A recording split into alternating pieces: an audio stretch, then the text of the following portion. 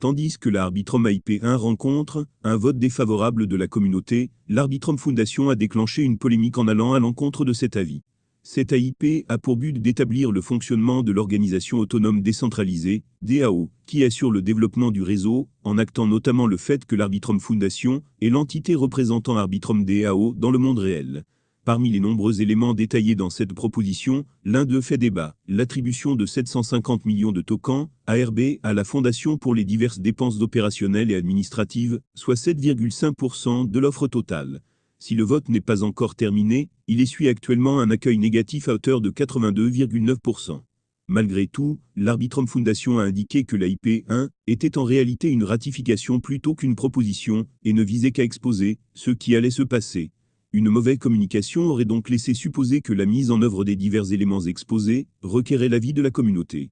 Ainsi, les équipes d'Arbitrum prennent en exemple le fameux paradoxe de l'œuf et de la poule, en expliquant qu'avant de pouvoir permettre des décisions décentralisées, une entité centralisée doit d'abord définir un cadre. Alors que le vote n'est pas terminé, ce sont 10 millions de tokens, ARB, qui ont été vendus, soit environ 12 millions de dollars à l'heure actuelle.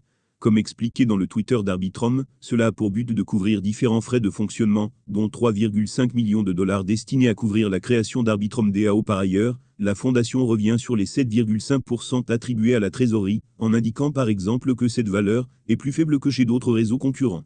Selon les données avancées, ce serait notamment plus de 10% chez Polygon, Matic, et 50,1% du côté de Starknet.